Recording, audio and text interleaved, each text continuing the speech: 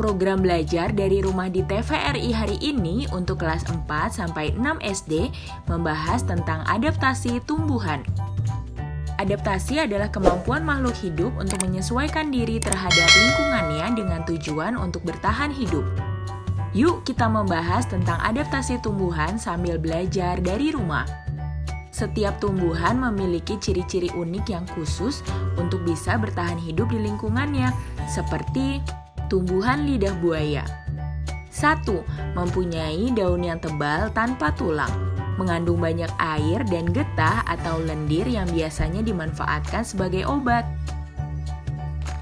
2. Batang lidah buaya sangat pendek, bahkan hampir tidak terlihat karena sebagian masuk ke dalam tanah dan sisanya tertutupi daun.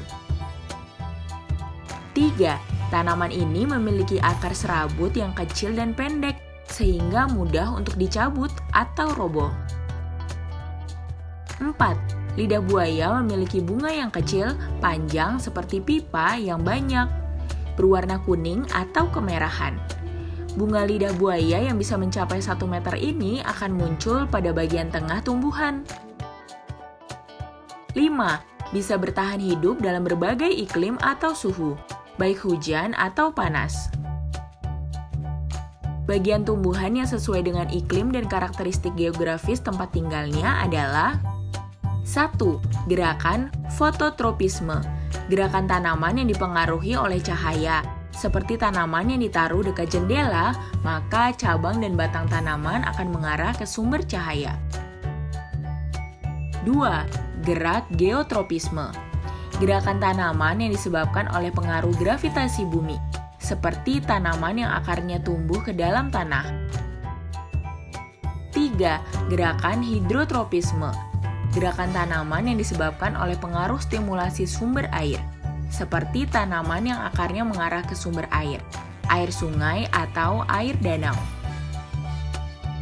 4. Gerakan termonat, gerakan yang disebabkan oleh pengaruh stimulasi suhu, seperti bunga tulip yang akan mekar ketika suhu di sekitarnya naik dan akan menutup saat suhu sekitar turun.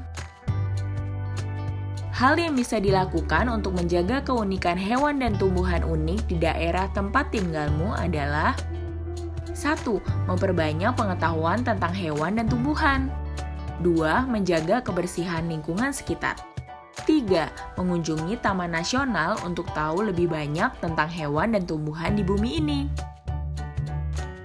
4. Tidak melakukan kegiatan yang dapat merusak lingkungan seperti membuang sampah sembarangan. 5. Ikut dalam kegiatan pecinta lingkungan.